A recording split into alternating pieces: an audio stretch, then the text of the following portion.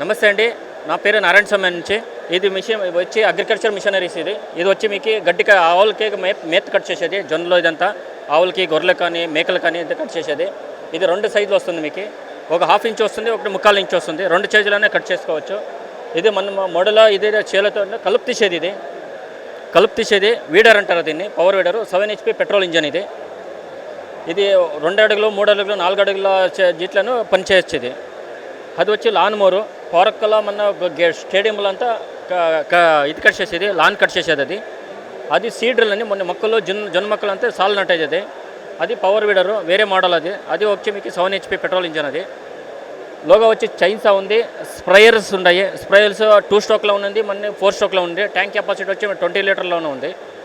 మీకు అది కావాలంటే HTP స్ప్రేయర్లను దొరుకుతుంది. మీకు ఒకే చోట పెట్టుకొని మీకు 100 మీటర్లు వేసుకోవచ్చు, 150 మీటర్లు వేసుకోవచ్చు. అది